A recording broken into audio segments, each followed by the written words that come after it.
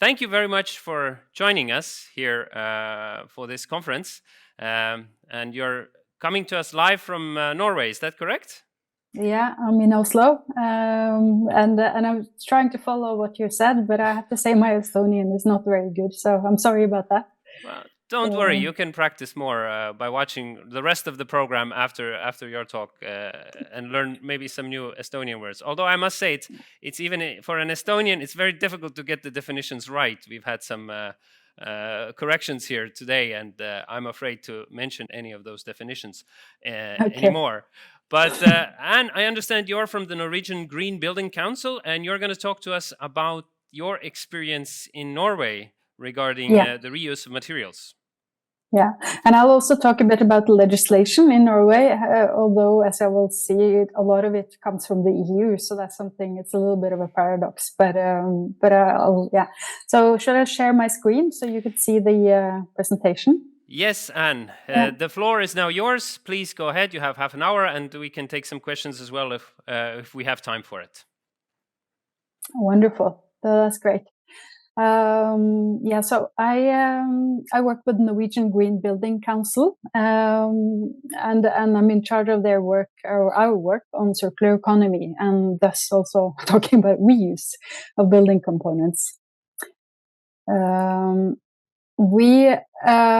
Today I'm gonna talk a little bit about the NGBC, Norwegian Green Building Council, how we work, because we've actually shaped our entire strategy around our goals on circular economy, among other topics. So I want to show you what we've done and how we work with it practically.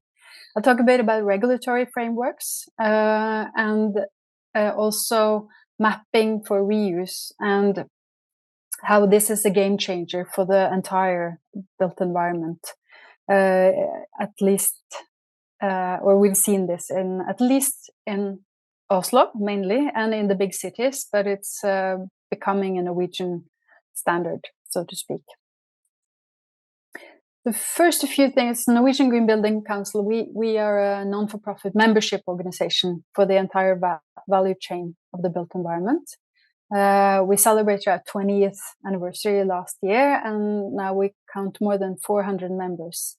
What's different with us and many of the other green building councils is that we have a huge portion of property companies and also the advisory. So more than 1/3 of our members, I'm sorry, now got back to you, this is in Norwegian, but more than 1/3 of our members are from property companies and developers.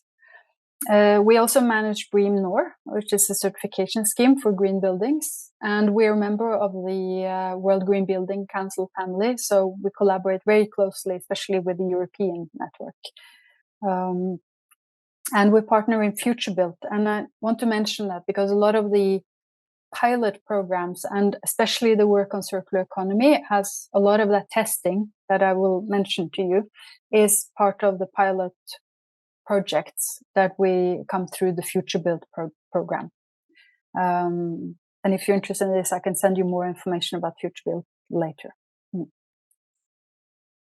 So our home in Oslo is in this building, and it's actually the first fully, or 85% circular building, so it's pretty good. It's a partial new build and partial refurbishment.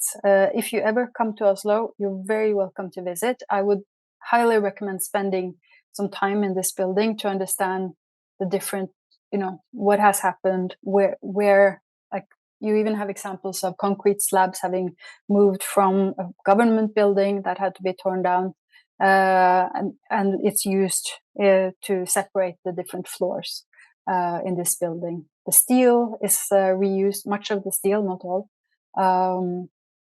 The walls you see here, this is the reception area. They're from the last building, so that's a refurbishment. And the dividers, walls, they can be changed and reused in another building, and they're constantly being changed because this is a Spaces office, so it's an office share building at the moment. So I mentioned our strategy. one key point, we're working towards closing material loops towards 2050. Those of us who lived for a while know that 2050 will come quite soon. But what's coming even sooner is 2030, and our aim is to reduce the number of buildings that are being demolished annually by that time. And those two goals, I wanted to mention them because they are key for why reuse is important. We have to use every piece of the building longer, and make sure that that can happen at the basic level of components, but also for how we plan the entire building in order to reach those two objectives. Actually now 4 years ago already, we developed this guidance document, and it's in English. And if you're working with buildings, you all know that refurbishment is the place to start. And there exist a lot of myths, at least in Norway. Maybe you're lucky you don't have that in Estonia, but I do think you may. That it's not possible to have environmentally friendly or good buildings without building new ones. So this was why we did it, addressing 5 key myths and giving 10 tips, examples of how to deal with the myths. Several of them repeat, it's about taking care of the actual building, but then also if you can't take care of the building, you need to look for what are the building components of the building you're going to tear down that you can bring on to another project. So this is where it all started. That's why I want to mention it. And in terms of attitude, thinking twice before demolishing is actually where it starts. So in order to do that, doing a proper environmental assessment is one of our key targets. We want all projects who are considering to do major changes or to tear down a building, they need to do an environmental assessment to figure out what can they do that, before they get to that drastic point of demolishing.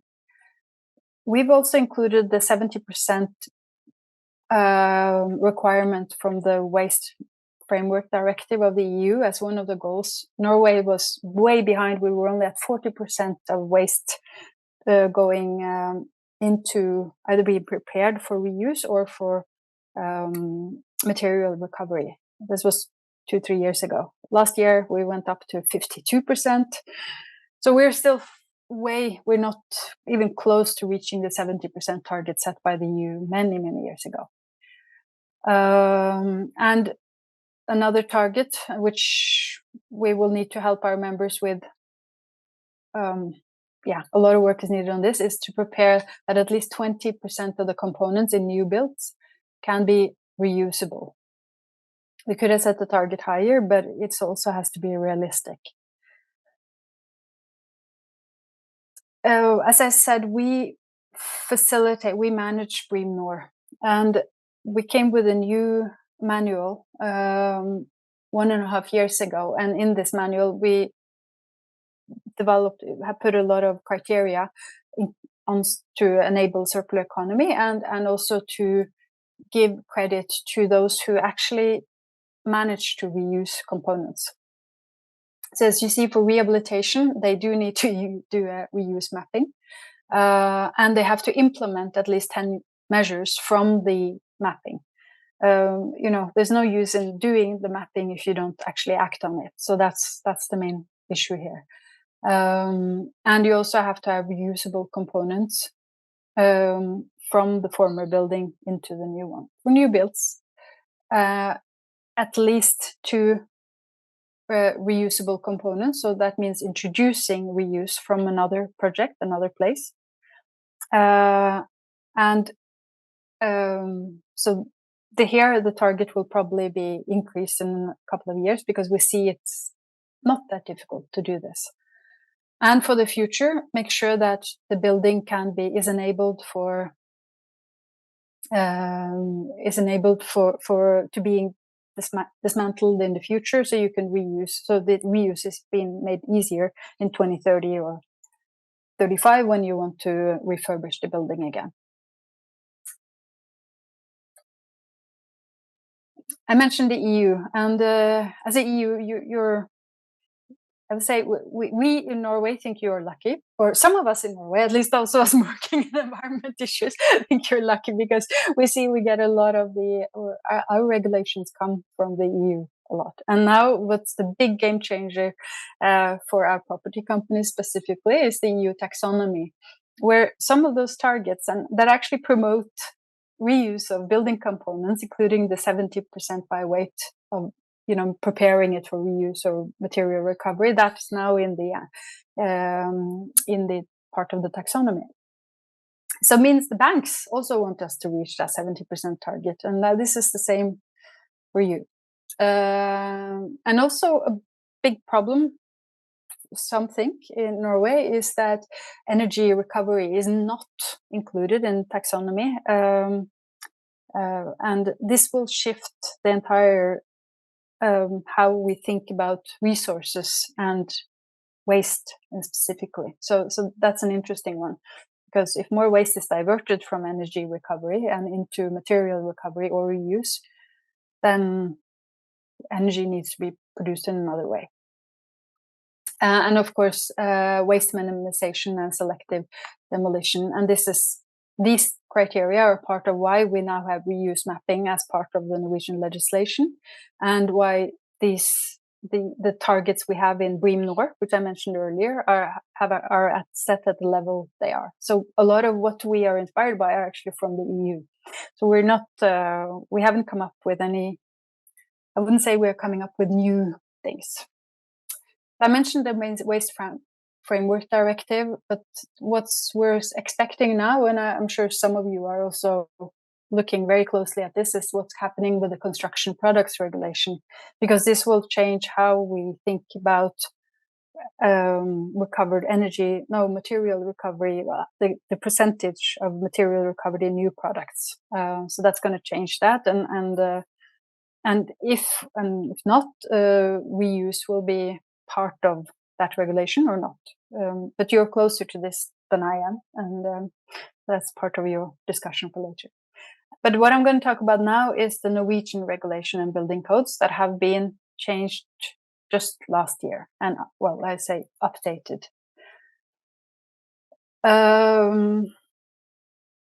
We now it's explicit in the regulation that you should choose products for buildings that are suitable for reuse and material recovery, recycling. This is still a little bit open-ended, but we expect that could be tightened in the future. What is a game changer is the requirement for greenhouse gas accounting for materials, and that's now part of the regulation. This means that reused materials get a better score, basically, because in most cases the emissions will be zero unless you have to add the transport of the material. It could be that the component comes from very far away, then of course it goes up, but the material itself will be zero. We also have a requirement in legislation now for reuse mapping.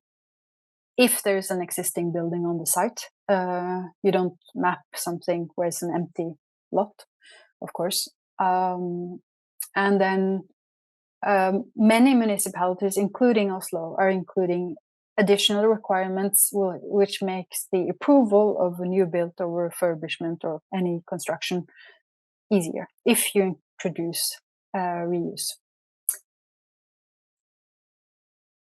So I'll dive a bit deeper. We had now I'm a little bit on the technical side, but it might be interesting for you. Who knows? We have a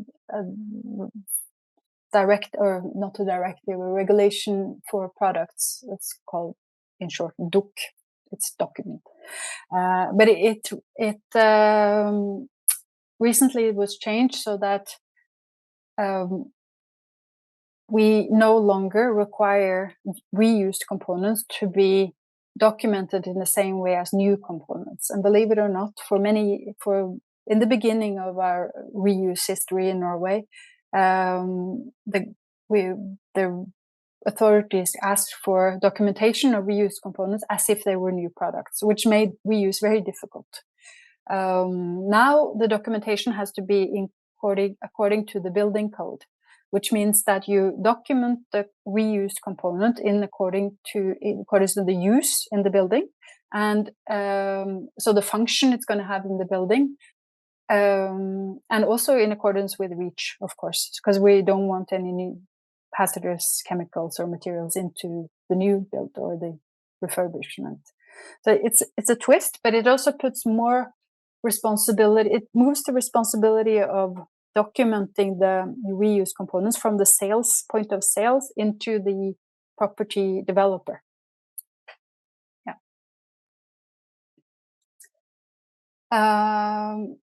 So these were some recent updates, and if you read Norwegian, you can go in and check or use Google Translate. It actually works quite well. So there were requirements on how we now report on waste and reuse, and a tightening on products containing hazardous substances. But this is, as I said, according with the REACH directive, and the planning and the reporting of the management plan, and then reuse mapping was introduced. In addition, there's some specification clear on making sure that you can dismantle the building, that the building should be built for future changes. So in a sense, reverse design. At the moment, it has a text that says if it is practical and economically sound framework, which actually weakens the text because it depends on the property developers. You can always argue it's not practical or economically sound to build for future changes. This is my observation, and some of our members. But this is the current text we have. Okay, and now the most recent guidance document we have related to reuse is actually on how to order it, not on how to do a mapping. And the reason is we noticed that our members didn't know what to ask for when they wanted to have a reuse mapping. They asked for it, and they got different products, different results depending on who they asked. So then, together with the Statsbygg, which is the government-owned property developer and builder, we developed a guidance document to make it easier to actually order surveys or maps. So the graph you see on the right, that side, yeah, that shows the system that we're operating with, that the reuse mapping should address, or addresses in a sense where it comes in. So it's obviously you have a building that has been used, and then there are components you can take out from that building, and in order to do that, what do you look for, and what are you and how could you use it? So that's later. In this guidance document, we look at what a mapping encompasses, what you should know about reuse before you order a reuse mapping, when it should be ordered. That's not always straightforward. You have to order it. Everyone says do it as early as possible, but maybe if you don't know, I mean, oftentimes it can be good to know what you're going to use it for. If it's a big property developer that knows that they want some components from this building into a new building, that would be a very good point of ordering a mapping. If you have a building, you're going to demolish it, do it way before they are there to demolish it, because then it's too late. We've even heard from some developers that they want to order a reuse mapping, but the building was already torn down. And it's like, well, it's maybe a bit too late. Then you have nothing, essentially, that you can reuse. I mean, you can maybe have material recovery, but you can't actually reuse because they shouldn't be destroyed or weakened. Anyway, so how do you do it? So we have in this guidance document, there are templates with the different documents you need to order the mapping, but also a template for the actual the report from the advisors or the ones who will carry out the reuse mapping. That's it. We haven't translated it yet. I hope we can do it, but I can't make any promises. So for now, you're left to Google Translate, or to those of you who understand Danish, Swedish, or Norwegian, and you will have good use of it. A few points of what to think about when mapping for reuse, and I think these are key for anyone. This is both for the ones ordering a reuse mapping, but also for the advisors. What should they look for? Number one, we don't reuse hazardous waste, even if it can be melted. Plastics, you can melt them into various things, but if they contain hazardous waste, things that have been abandoned, we don't reuse it. That's send it to the incinerator. The elements that are easy to be disassembled and reassembled, they're gold. It's great. Any elements with technical quality and long residual life, wonderful. If there are many of them, it's industry. This is a market. Let's make it simple. Then it's many, good. A demand, always good if you have a buyer. And elements that provide major environmental savings, and that could be steel and concrete. They're like no-brainers. You save so much CO2, and it's a good one to put into your CO2 accounting. And of course, if you can provide cost savings. But I'm going to show you something, and that's about cost, because it's not that straightforward. When you have a new building component, that you have that green pillar. It's one, the price of the product. It's easier to calculate for the project. But when you were dealing with reuse, the product is the cheapest part very often, at least till now. But then you have all these other experts that need to come in. So the whole value chain changes, and everything you need to do, maybe you have to pay for testing, you have to pay for transport, maybe you have to pay for storing it, reconstruction, fitting, etc. So it's a different cost. So yes, you can save cost in one way, but maybe the cost will be different. I was also asked to say something about what happens in terms of digitalization, and I've chosen to not go too deep into this because there's a lot. And what I actually wanted to emphasize rather was how, because the whole nature of how we work together when we talk about reuse, it creates a lot of space for new players and new business to come up. And these are just some of them, and there are many more. I didn't even do an extensive search. These are just the ones that I know of the top of my head. In Oslo region, around cities in Norway, somewhere around Trondheim. I think with the space we need to follow in a European sense is, how do we go about working with material passports? How do we go about working with the how will BIM be enabled so that you can have more of a manual for the buildings, and that also addresses reuse. So the digitalization of enabling circular buildings is enormous, and I think it's actually the only way we can do reuse in a cost-effective way, and where you can make sure you can have reuse that lasts, that is not where you can continue to reuse. So when you do a refurbishment 10 to 15 years down the road, you know exactly what's in the building, and it's going to be easier to update the building, so to speak. A few examples now on the different scope. This was a temporary construction that was put out outside of Oslo just to test what's possible. You see the ceiling here, the roof is ventilation channels, everything, and the wood comes from somewhere else. It would be a typical, early stage circular building where you test reuse and also some material recovery for the components. Here's a just recently finalized building in Stavanger. It's on the west coast of Norway.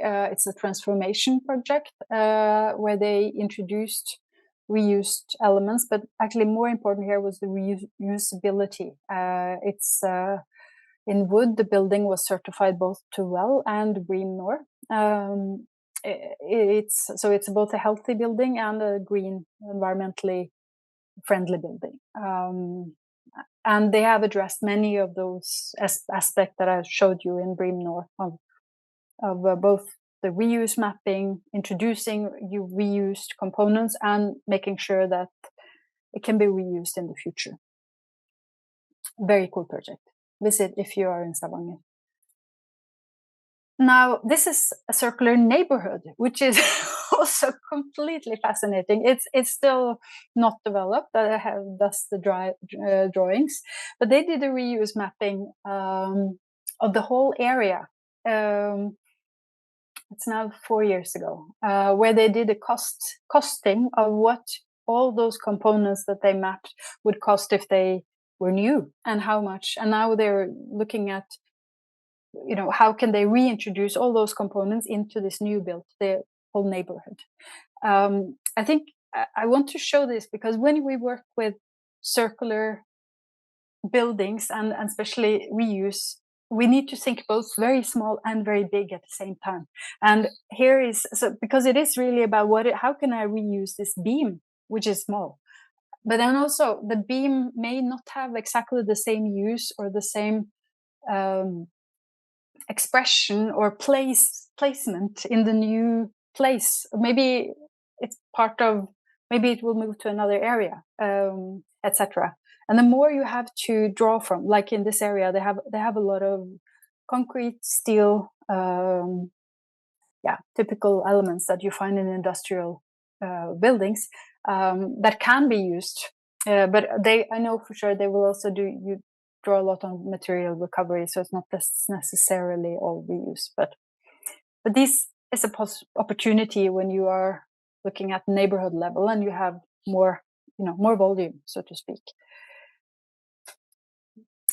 And now I'm coming back to our office. And the reason I wanted to draw attention here is because a lot of what I've talked about today, and even the regulations, the changes, the update of the requirement that we now have for reuse mapping, were inspired by this project because there were so many lessons learned. Even some of the companies I've listed, you saw on that long list, they were inspired because there were gaps. This is how innovation happens. When you have a problem, innovation can happen. And there were a lot of problems in this project. But this also gave rise to a lot of new opportunities. And so then I want to, if you can lift, what is it? We are talking with reuse, we're talking about new value chains. We're talking about new business models. A lot of it could be, for example, from product to service, but not all. We're talking about new jobs, like a reuse surveyor. That job, we didn't have that 5 years ago, at least not in Norway. You may have had it, but we didn't. And we are looking at emergence of new digital platforms and ways of working digitally. And of course, we also need to find new ways of working and avenues for collaboration, because like the job of the architect, when an architect working on a reuse project or a circular project, they often have to redo their drawings many times because it depends on what they have available. So like with our office building, they had drawn a certain kind of windows, but then they didn't find those windows. And then they found another type, smaller. They had to redraw the whole facade. So that means new ways of collaborating, and maybe pricing the projects as well. And it all gives rise to innovation. So yeah, not straightforward, but it's one step at a time, and I like this ladder just as a reminder. Sometimes we need to go very slow in order to go faster up that ladder. That's all I had today. Thank you. Thank you, Anne. That was a great presentation.